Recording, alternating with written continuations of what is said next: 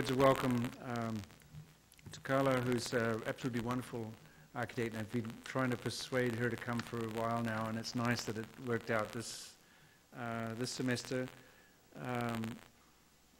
Carla Juaçaba's office, I think, starts in the year 2000, so you're kind of 21st century architect. Your office is kind of somehow tied to that century.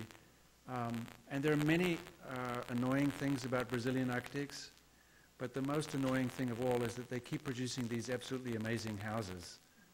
And since for most architects the house is the sort of laboratory for articulating almost the most tender, even fragile thoughts, which are the most difficult to experiment with, and that often happens in the form of a house. So Brazilian architects have long been our teachers through their houses, and it seems to me you kind of almost like clockwork have made these extraordinarily thought-provoking houses all the way from 2000 on. And it seems like, although I'm sure I'll learn more tonight, you've layered into that more and more projects which deal with questions of cultural programming in the form of pavilions and exhibitions and so on, and many, many prizes. But I think, of course, the most eloquent one was the one of last year when you won the first edition, the very first time, the international prize, the arcVision Woman in Architecture Prize, in which the jury was really a group of your peers. I mean, wonderful architects like Sajima and Tagliabue and Odile Deck, and a number of other very, very strong women architects selected you as the very first person to win this award, which kind of is not just simply about the question of women in architecture, but it's also about relationship to questions of social justice and technology and modernity and so on. So very prestigious honor from your peers, and all the more reason for us to express how honored we are that you're with us here today, and to annoy us with the beauty of your work. I think it is quite amazing that Brazil continues this tradition, and maybe in your own history. I think when you first left school, you were working with an architect more or less of Oscar Niemeyer's generation. So somehow you studied for a while at the kind of footsteps of that extraordinarily romantic tradition of the Brazilian designer before you start this office, which has such strength and care and precision. So I'm really, really happy that you're with us tonight, and look forward to seeing your work, Carla.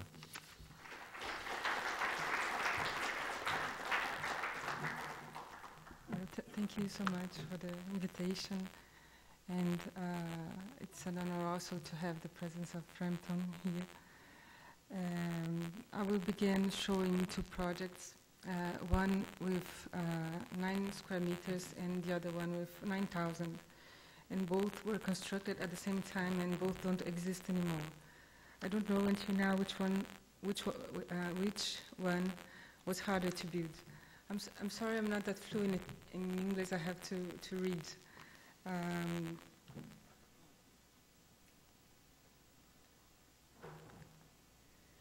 Liga is a space for architecture in Mexico City where architects from Latin America are invited to show their investigation and work. And this object with 9 square meters pretends to be a reflection about the act of constructing and about the probity of the materials when they brought together. It is made of magnets, golden guitar strings, marbles, brass profiles with 2 meters 40, rubber washer, and pieces of leads. There are 4 structural situations. One of them is the support system of the engineer Gerber, and this is the poster of the exhibition with the 4 diagrams together. And this is the Gerber situation, this is Isostasy is the name of this object. Isostasy is a structural system in equilibrium. Isostatic could have been the name, but I didn't like the sound. Although it appears to be quiet and calm in its rest, there is an immense effort in this object. The golden strings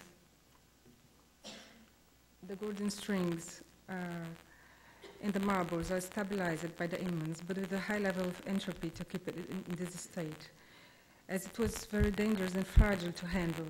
I thought it was necessary to do a calculus, and I invited a physicist, and he did the sum of two equations, static and magnetism. But the calculus arrived after everything was done. But it was very precise. I needed to know the distance between the magnets, considering the weight of the brass profiles of 2 meters 40, and it was exactly 5 centimeters.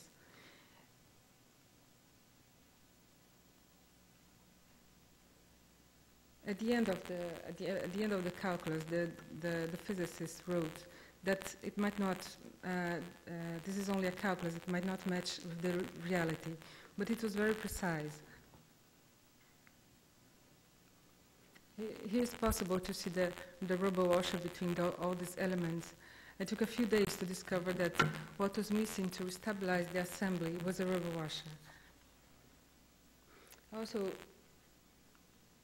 Also, it's very important to say that everything is supported, nothing is attached with glue. It is an object that pretends to be a metaphor of any construction in any scale. The marble can be a junction, the rubber washer can be the connection of a bridge. And it does not want only to expose an idea. It wants to be beautiful because it is made of beautiful parts. The gold guitar strings are beautiful. The marble and the brass profiles are beautiful, as well as the lid.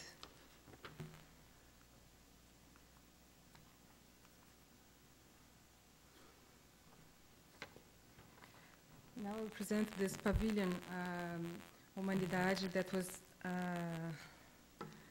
was a temporary building made for the meeting Rio Mas, Rio +20. This is a picture of Rio, and we have, of course, an obsession for the view, where our architectural proposal has to have a terrace to overlook. This is Copacabana Beach, and at the end there's the headland, where the pavilion, with the military fort of Copacabana, where the pavilion was built here. And Copacabana is the stage of Brazil, where all the manifestations and events happens. There's always a scaffold structure being dismantled or under construction over the sand. This is the headland between Copacabana and Ipanema, where you can see the building surrounded by the sea. And that's what I found when I visited the fort, a plastic tent over a scaffold structure. That's what they do twice a year on the fort. And Bia Lessa, who invited me, she's a theater director and is an exhibition designer. She was invited to do an exhibition about the health of the planet inside this plastic tent with air conditioner. And she refused and began to look for an architect for the project. And she first invited Paulo Mendes da Rocha, that fortunately was occupied. Paulo Mendes did a few scenographies for her theater. And I don't know why it was never published. I think only one of them were published. She called me looking for an architect that worked with sustainability, and I told her that such thing doesn't exist. And then I offered me to do it, and everything was very fast, and she embraced completely the project, convinced everyone that it was necessary to do according to the team, to the site, and she developed the program also. She did all the interior, the exhibition design. And she invited scientists, economists, and developed the exhibition. This is the drawing of the tent that I found there when I visited, supported by continuous walls with 170 meters of length and 5 meters high. And here in these corridors, an endless view to the sea between those walls already exists. And since we didn't have much time to project and to construct, I thought about continuing those walls, 20 meters high. They were 5 meters high and now 20 meters high, and project a course in the landscape of Rio between those walls. The program is the node of the structure. The exhibition rooms were needed to make it stable. And I think there's something curious that between the image of the pavilion with its monumental occidental or monumental tradition and the use of an oriental material, scaffold, is oriental in its origin, made of bamboo, traditionally ephemeral. Then it's pleasant to think of a Western construction of this size that dissipates.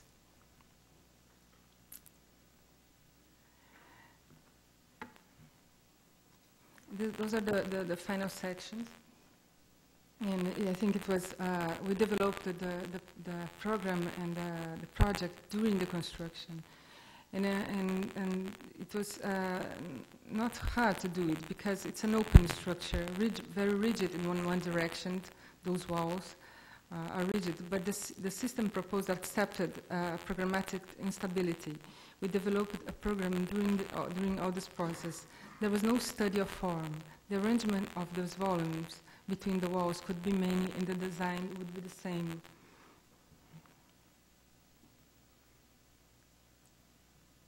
In red, all the connections.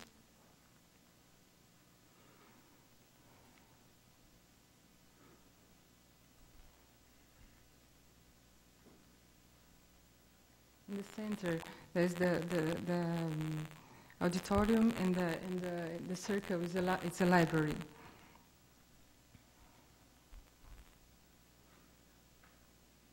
Also, there was not much to think about, to think and draw about the structure. I had available two types of beams, one with 75 centimeters that reached 14 meters of vane, and the other one with 2 meters 20 that reached 24 meters.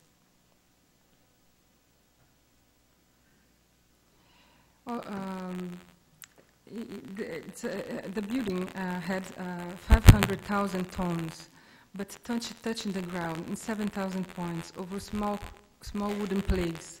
No foundations were needed. Those pictures are during the process of construction. I was fascinated about constructing an immense wall, five immense walls, with 170 meters by 20 meters high, with 5 meters 40 between them, with no material density and with an immense capacity of charge. And the scaffold is a fantasy of the ethereal. If it's true that materials has desire, scaffold has in itself a desire of absence.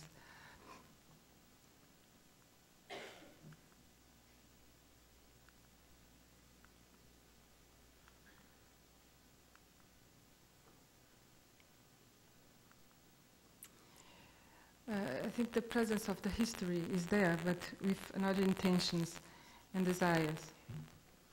The drawing is Cedric Price drawing, but is easy to see his proposal with porticos, and this one with walls. Also the idea of having a building in a peninsula, a headland surrounded by water on three sides, where the wind and the sun could cross, could place men in such a fragile condition toward nature. And depending on where you were in the building, it was not possible to talk due to the intensity of the wind and the sound of the sea. The idea of sustainability is in the material itself, which has been and will be from other buildings.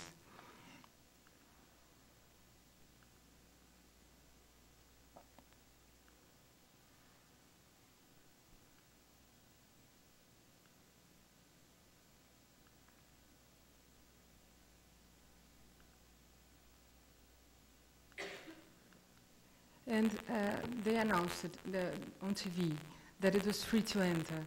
And then the next day there was 1 kilometer of line to visit the building. So we have 200,000 people in 2 weeks visiting the building. And those are the final images.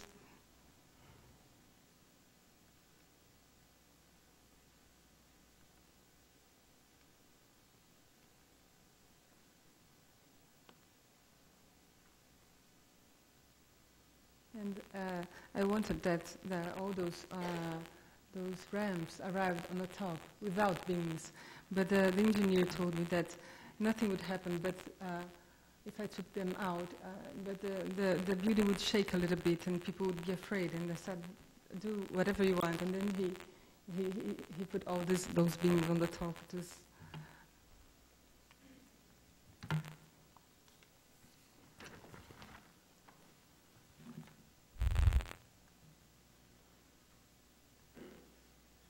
This is the center of the building it was a meeting room for the Rio +20 and also a library.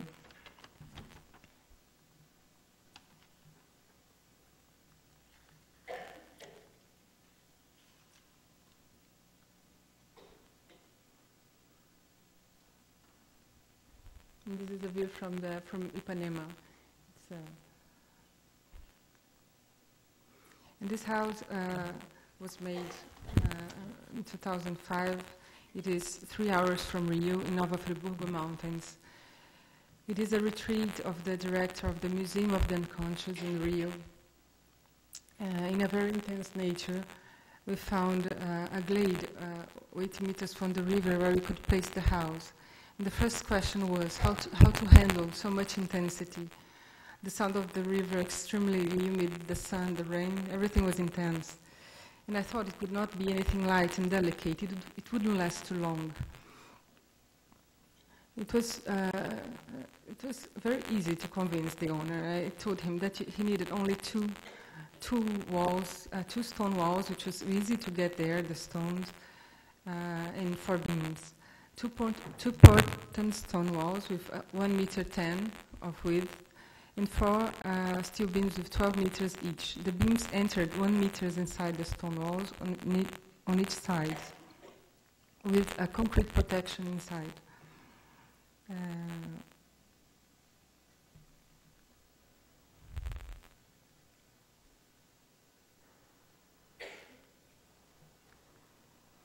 The house is suspended from the ground, protected from the humidity and the weather.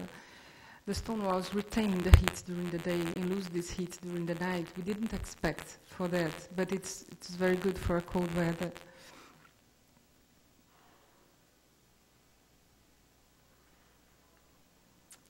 And I want to show this book that was made by the University of Texas at Austin. It is part of a duograph series about each country in Latin America, and it is very nice to be next to Angelo Bucci in this book. That is a great architect and friend. But I'm not showing you because of this. I wanted to tell a story about this book, because what happened is that they wanted they visit the building. They wanted to do a very complete book, and what happened is that they wanted all the drawings and details, and they didn't have any drawings and details. And I was and this time I was ashamed to say that, and I began to draw everything that was never drawn before. And it didn't make sense, of course, but it made me think about an old matter that is the real relation between the construction and the drawing. The precision of the drawings is completely related to the type of construction proposed. Now I'm constructing a house with apparent concrete blocks that is requiring me to be so precise, to draw it in millimeter.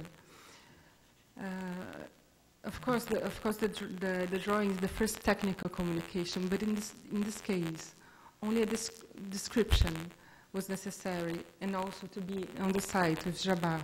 Jabbar is the man that did all the house that he was there inside the construction with me all the time.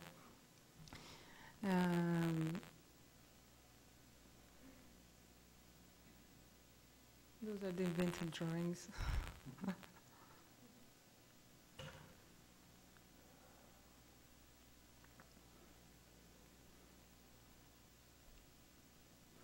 As you can see, there's no pillars inside.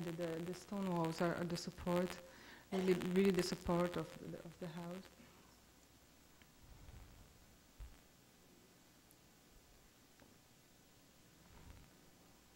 The staircase leads to a terrace on the top.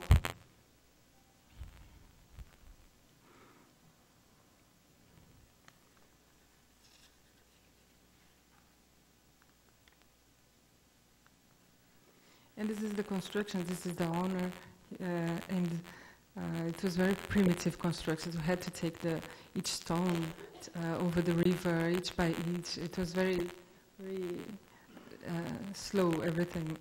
But it's nice to be there and follow.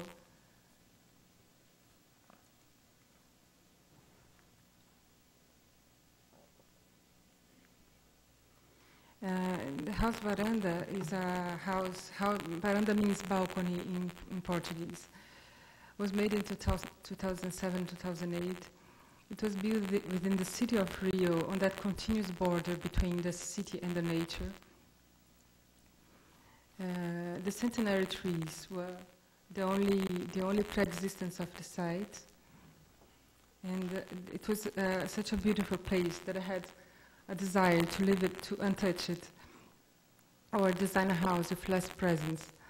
Alvaro Siza said that sometimes construct is to destroy, and I think in this case I was really destroying something, but something invisible. The house cuts the terrain in two, and the skylight of 60 centimeters by 24 meters emphasized this interruption. Finally, the less presence I was looking for had to be very incisive.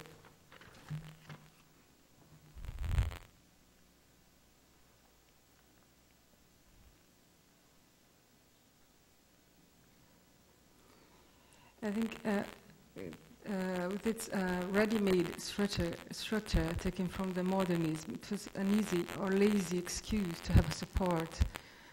Added to that, the roof is projected 1.5 meters to protect from our intense rains, which means open the window when it's raining, very important in our climate. Those parallel white walls are support for the lights that passes calmly during the day.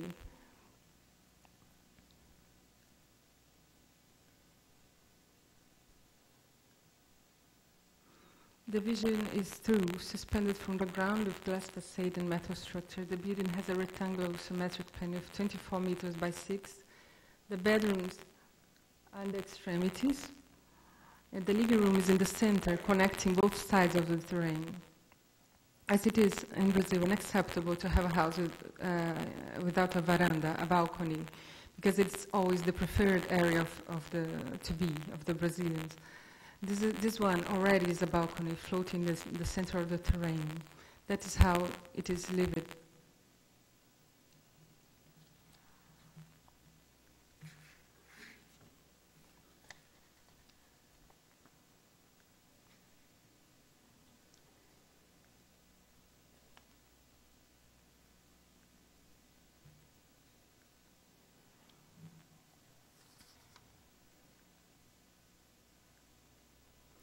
And this is the minimal house with 24 square meters. I discovered that 24 square meters is a huge space. Could have been less than that. And this house is the annex of Rio Bonito House. Over the mountains, 100 meters above. And it is a dot in a territory without limits. And the perception of the site is completely different. The soil is dry, and it is closest to the sun, differently from Rio Bonito's house that is near the river and very humid. It arises from the ground and made of brick clay that protects from the sun. The walls are double thickness. The view is given through an opening where the terrace is projected. And it made me think that sustainability is more sensitive than it seems. Everything can change in 100 meters.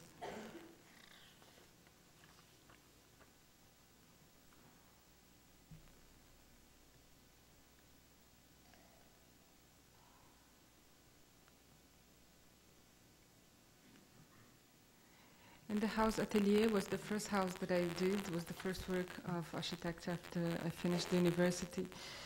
It is in the same area, still in this perimeter between the city and the nature in Rio. The project house Atelier made me be enchanted with architecture, I think forever. And I think it is a house very related to the topography. And we didn't want to move so much the terrain. And the idea is to maintain the existing trees, what we found, the dual role of Atelier and residence divided the area into parts. The double high area was the Atelier, and the rest in two levels the residence. The living room and kitchen downstairs, and the bedroom upstairs with a terrace overlooking the garden. Those panels, with 5 meters high by 2, are made with taquara, a net made of bamboo, generally used in Brazil on the ceilings of old farms. And it's a very soft material, and we had to make a sandwich to sew in an iron net, with an iron net inside. It was very artisanal, all this process. The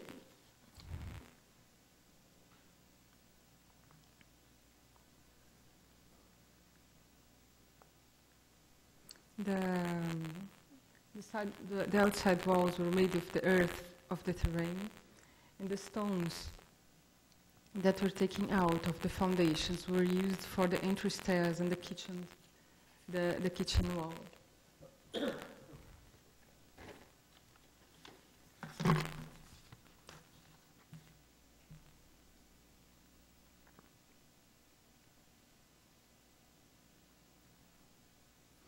And that's what happened in Rio when you leave something.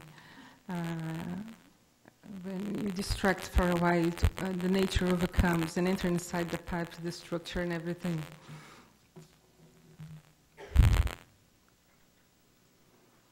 And this is a temporary room for children in a context of a Brazilian art exhibition.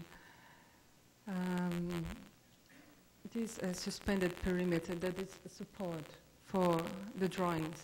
And I went once to Paulo Mendes da Rocha office, and he was describing a house, not showing a house, that the children could enter from any side, and the doors were only for the grown-up. I never saw this house, but this place is part of his description.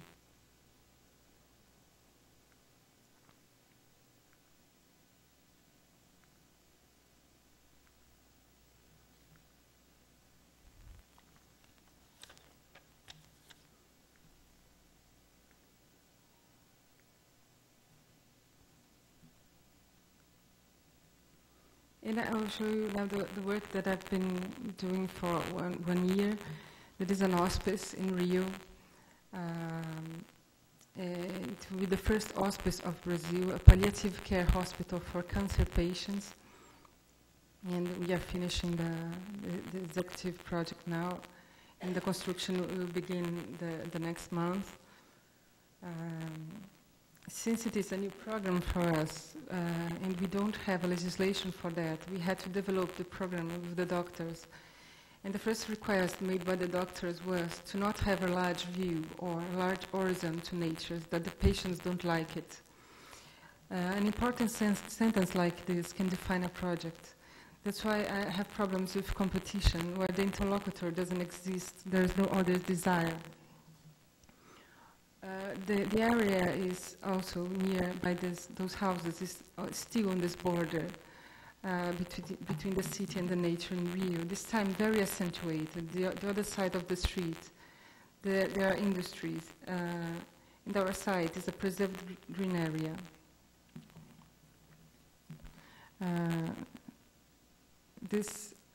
These points in red are the trees, the centenary trees that we found there, and they were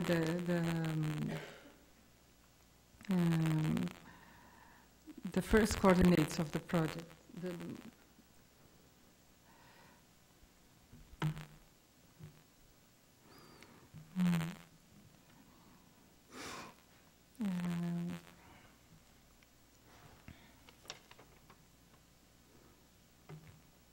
Most of the buildings in the same level to facilitate the mobility of the patients. Those lines in black are the concrete structure, rigid in one direction, and over the concrete there's a lightweight steel structure, flexible over grids. The flexibility made easier the development of the project, since we changed the program 1,000 times. the project was always the same. A sequence of laminated wood beams cross the entire building and gives stability to the ensemble, working together with the steel structure. The grid is there, and the points in reds are the pillars, also the blue ones, but the blue ones are the pillars to structurate the facade, the translucent walls.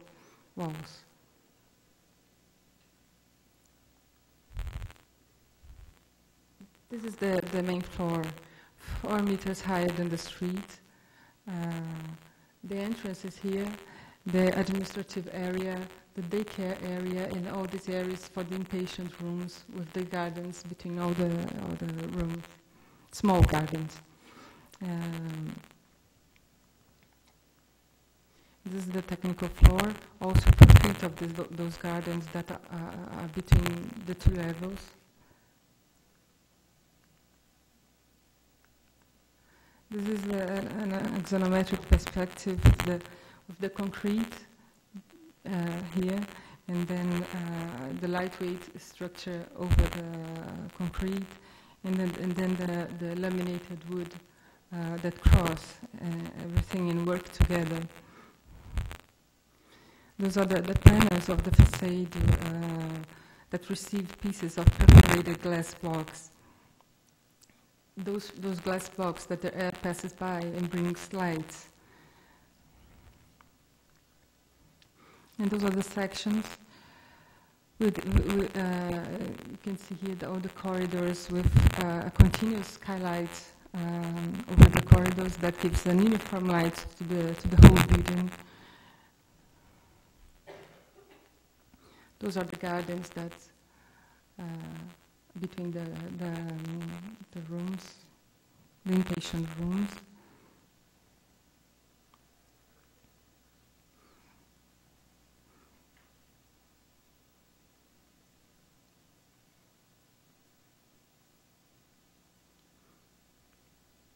This is the front of the facade, and in the center it's the only moment that happens a connection of the external to the internal.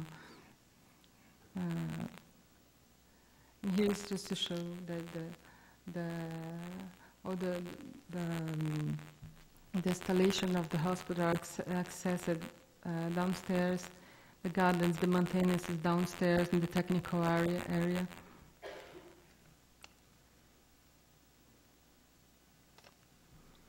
And those are the perspectives that I hate them all, but I'm surrendered. I have to show, and it's kind of it changed a lot. It's not exactly like that. Now we have a frame that is the support of all these elements, and that's it. Thank you so much.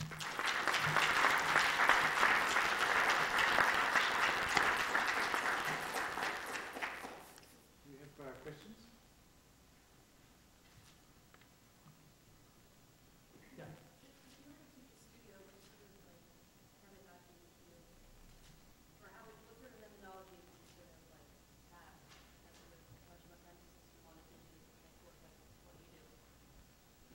I didn't get Luan is here to help me.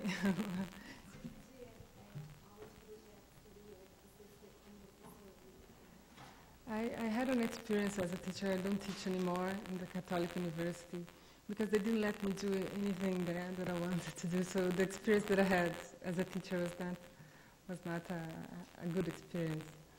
But I was teaching in the housing projects there. I don't know if that was your question. So if you could teach in a happy place, what would you do? Yeah, what would you be most interested to do? The only thing that I did, for example, in the Catholic University that I liked was with a teacher from Argentina, and we had a kind of free course that we could propose, and we did all this course over the Frampton's book, The Tectonic Culture, and it was a space for study and discuss this book. It was the only time that I liked it to be there. But if I would choose today, I would continue doing what I was doing, but in a place more open. That means the housing projects I came from a school very experimental, and I could also be in this area of experimental art area. I don't know. I would have to think about it. I don't think about this anymore. I will. I guess what I'm interested in is, like, it seems like you have a sensitivity to material. Like, just, I mean, how do you coach that? Like, or how do you learn that other than just skipping school and just like going into the woods? Yes, you have to know what you have in hands wherever you are. I had in hands the stone there in this site. I had in hands the scaffold there. Of course, Copacabana is the place where scaffolds are there all the year. So they are there in your hands. You just have to see for each situation and site.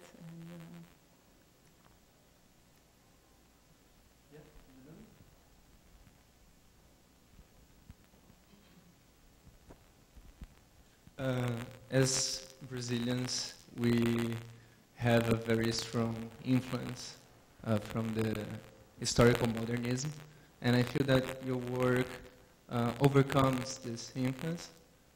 So I would like to know if you, how you position yourself considering this influence and the work you present.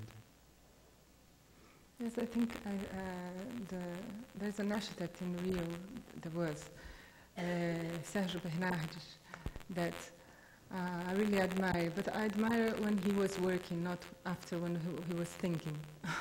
I admire when he was really on site working and doing projects. After that, I think it's a problem because he wanted to change the entire world, and he did this rational, could say, this connection, because Rio is so different from São Paulo. We cannot be Paulista there. There's always a connection of nature. There's always this limit between nature and the city. And Sérgio Bernardes did this. He invented an iron beam inside the construction area. I don't know how to say that. And he kind of invented the stone with the iron. He mixed it very well, everything, and he inspired me a lot to work. And also the architects from São Paulo, for me, are the most amazing architects. First, because they think, and then they are architects. I think Paulo Mendes is such a reference. But of course, I cannot. It's so far away from my reality and sites also.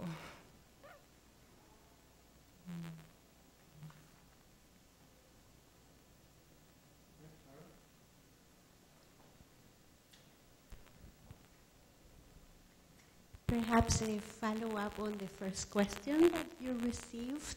I sense a reverence towards nature in your work. It is not just solely that you open to the view and you invite the sound of the sea and the wind, and that you acknowledge the presence of the forest, but that you also work a lot with the forces of physics, gravity, tension, magnetism, etc., etc. Where does that reverence for nature comes from? How does it inform your philosophy as an architect? And how do you think it factored into the award that you received? The last part I didn't get about the award. The award, the people that granted you the award, do you think that how did they recognize that reverence to nature that comes across in your work? They didn't really mention that. They mentioned the general, but they didn't mention that relation, no, not at all. But I am in Rio, and I have this, as I have said, we have kind of, we have to deal with all this nature beauty and materials that the city offers, and of course I wouldn't do nothing like that if I was in São Paulo, and then it comes from the site, always. And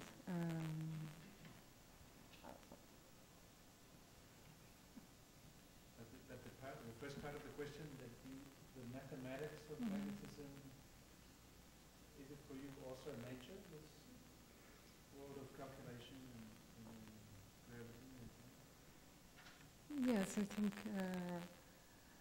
it means how you manage the weight of each material. I mean, the stone is there and has this capacity of charge and support, and the beam is inside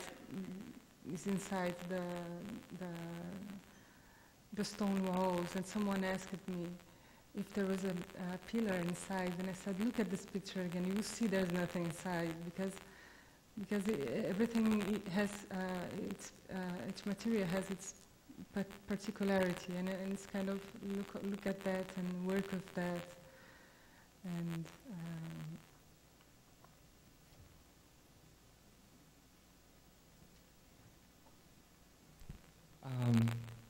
in your projects, there's a clear theme in your projects that I think it's all of your buildings are kind of a link between nature and the city. They're always your building acts as a threshold between the two.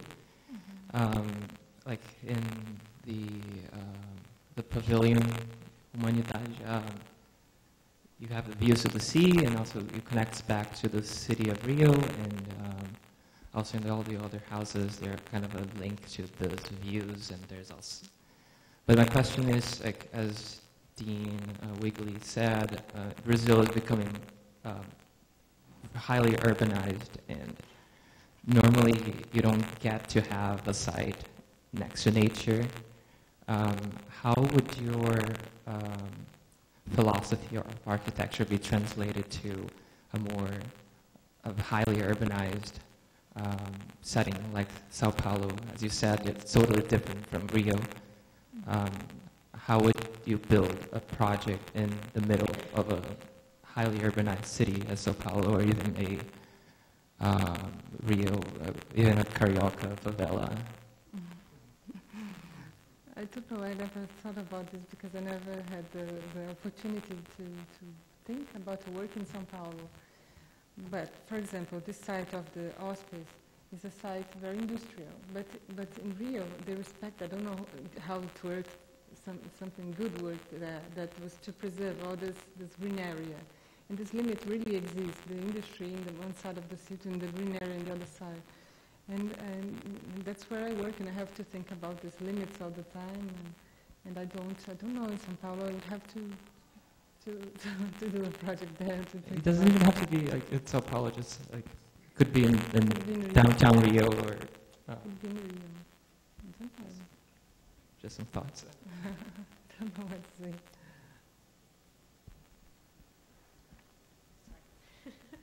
I think you said at one point to construct is to destroy, and you have this sort of like minimal sensibility about all of your connections, like the magnetic sort of things and the scaffolds.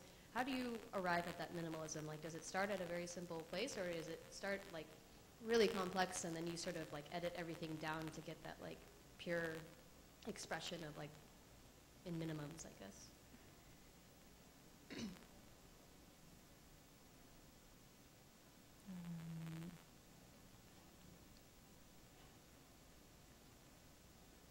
I don't know.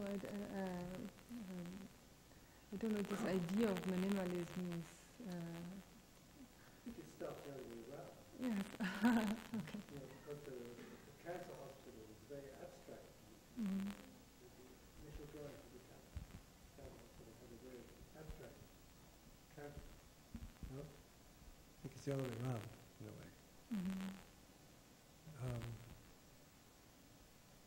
I was struck by the fact that many of the plans Well, I mean, it's very interesting the way you present the cancer hospital, because you show these mature trees as a sort of plot that the cancer hospital has to avoid. And then the grid of the hospital is almost like an abstract painting in a way. It is an abstract drawing. Yeah. And then gradually that abstraction is occupied by the program and the invention of these gardens, and so on, and then by the structure. So it's sort of it's quite an amazing, it's quite an unusual way of working, I think.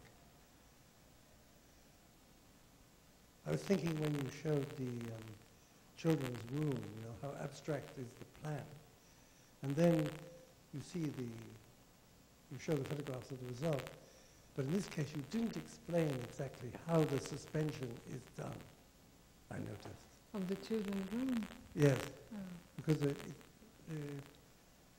are suspended somehow, but one doesn't... doesn't show. It doesn't show, and you don't speak about it either. So you're left, you're left with a mystery. But the other thing I think the thing that all your work makes me think of, very strangely, it makes me think of Japan and certain Japanese architects. Well, I thought Shinohara a little bit, but that's some time ago, but also of Kuma, of course, I thought of Kuma in relation to, which house is that? Yes, in the Casa Minima. I felt there's something about Kuma, because there is this platform that goes out, which is a bit like a sort of moon-watching platform idea. And then this material, this bamboo, wire netting, these panels, which remind me very much of Kuma because of the way he is always trying to develop a kind of material. The way in which he worked with Japanese craftsmen to develop an element that becomes an essential part of the work. And for that matter, when I think that the magnetic structure is nothing direct, but it reminds me of this. I don't know if you've seen the photographs or this work that is still on exhibition in the Royal Academy in London, which is a sequence of spaces by architects. And there's one by Kuma, which consists almost entirely of sort of wire light structure. The space is very lightly. Yes, it's very hard to. You have to sort of see it. I suppose it wasn't even more importantly to visit it, but it's also a somewhat mysterious structure, I think, and concept altogether. So in a way, I'm reminded of Japan, and also a bit of Scarpa, Carla Juaçaba, but then of course Carla Juaçaba brings you back to Japan again. I thought that reference to Cedric Price is in the pavilion is very, it's very understandable and sort of striking. And the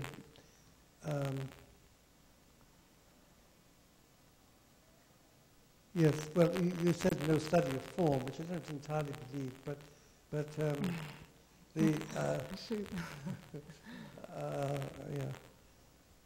I think it's this question of it's already been touched on, that issue of the relationship of the wind and the sea to the structure.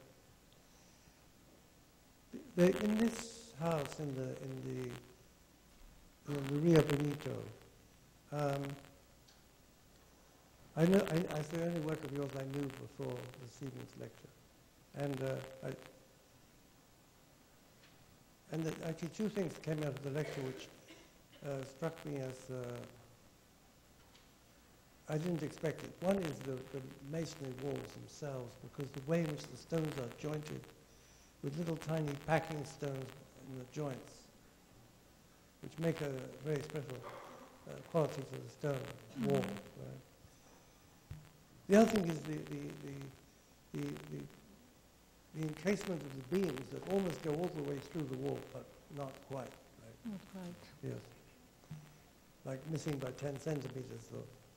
They stop short by 10 centimeters. Yes, 10. Right. And actually, it's the one part of the design which somehow, I mean, it's amazing how simple it is and how convincing it is as a design. But I feel sort of uneasy about these beams embedded in this wall. It's because of my, what can I say, tectonic hang-ups. But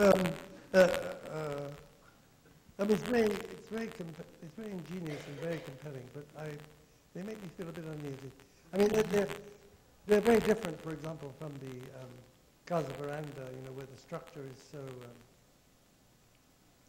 evident, and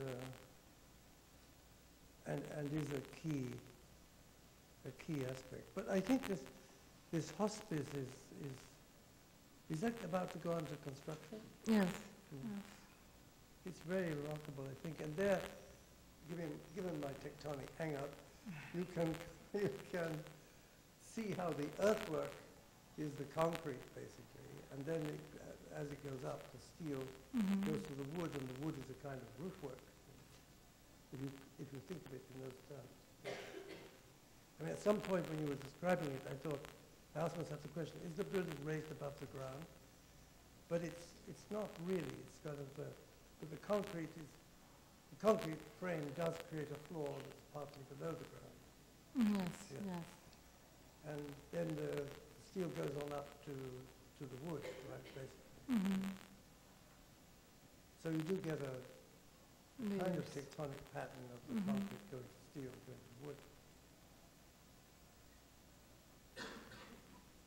I noticed there is a kind of bounding wall that is separate from the grid. Isn't that right? The boundary, that's a frontal wall. There's a succession of planes in the frontal wall. There's a wall that sort of slightly bends, or there's a black line, side plan. It's It moves freely over the grid. Yeah. Yeah. But does that protect, that wall is meant to, is that just a boundary, or is it meant to close off the nature? No, it's the boundary that breathes still, and then you enter. It's like 2 or 4 walls. Then you keep entering the building, and it's in this block, this glass block. The air passes by, so it's those walls are a glass block. The glass block. I don't know if it's. So that glass block was specially made for the job? No, but it's a glass block that when you put one over the other, the air passes by. Yes. But it is usually used in Brazil for bathrooms and... to ventilate it. To ventilate. Light and ventilate it. Yes, that means all this first facade is ventilated until you get inside the building, the air conditioner area. So you get to kind of go through these walls and then... Right. Good. Okay. It's a very special language, I think, which is not easy to. I mean, you sort of have a language already, I think, which is really impressive. I suppose I want to ask the same question that was asked before, because architects that do very particular work, as Ken says, in a very particular way, in a very particular place, when asked what would they do in another place, quite often say what you say, which is something like, I never thought about that. But then the world tends to come along and ask you to do something. For example, somebody could ask you to do a project in New York. And it's going to happen. Like the next time you come to give a lecture here, you're going to be talking about work in places where there is no nature. And it would be amazingly interesting to see how you adjusted your strategies. And maybe a clue was in Clara's question that for you nature is not simply the view, the wind, and so on. There's also the statics of material and conditions. And you said something like, for another of the students, you have to touch in your hand what is there. So of course I'm curious what you would touch in New York that we wouldn't have seen. Because it's true what you say, that there's a lot of scaffolding, particularly around Copacabana. And that scaffolding is often aimed at like 1 million people. But I don't know any other architect in the world that would have built that project. All of whom would have seen that scaffolding, some of whom might have been inspired by it. But I think, and yes, it's an homage to Cedric Price, but it's better than Cedric Price. But really, It's a very amazing building. I would say a kind of unexpected building after the houses. In other words, your unique method actually has the ability to move out of Rio. It's going to happen. No, I think that the decision process is amazing. You know, like there's so much out there, and the precision of Carla to make decisions, and decisions that are like they take no prisoners. You know, it's about this, and there's no disclaimer. There's no like and I did this and I did that. It's like 1, 2, 3 decisions done, and what I love about your lecture is that you make these decisions and you feel like anyone will do it, and that they're almost inevitable, and that it's so sincere, your encounter with those decisions, that it's very moving, and I know, I know exactly that. People are going to ask you to think about something else, not because not only because they like what you've done, but because there is a kind of need for people to see the world in deeper ways. And I think that your work demonstrates that there is a depth, and that, it's not about, architecture is not about how big things are or how many employees you have. All those things don't really matter. It's about where, how those decisions come to you and what is important. And so, yeah, it's a very moving and accomplished set of work. And just as a footnote to that, for me it's very beautiful to hear Kenneth reading your work, much of which he's seen for the first time tonight, and concluding that your method is quite unique, even unsettling, So I think that's such a more kind of provocative conclusion than that your work fits within a more established. It was also in the question before about your ability to escape the heavy legacy of kind of high modernism. Yes. And your answers are modest, but your work is not at all. In fact, I noticed that this, I didn't realize until Ken described it, that the abstraction of your work is quite brutal. It's very strong. You, even in your answers, didn't like that word minimal. Like minimal seems like too much already for you. And so there's this enormous strength in the work. I mean, it was really a pleasure. Really a pleasure for us. Thank you. The issue you raise, which is fascinates me, even when an architect can build in, is formed in one place and can build in another, because, I know of cases actually of Finnish architects, quite different generations. One is 3 women, and one is 2 men, working in Senegal and in Guinea, and doing work which is so modest, and you feel, it is so incredibly sympathetic to the culture and everything, These particular instances impress me a lot.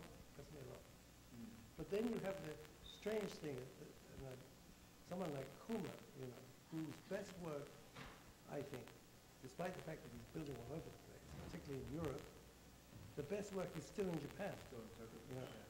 And something happens when he works outside. It doesn't have the same. Anyway, this is just our way of saying that we really enjoyed it. And that you leave us thinking. And I love the fact that you identified the architects you like as the ones that think and then make the project. And we could definitely feel your thoughts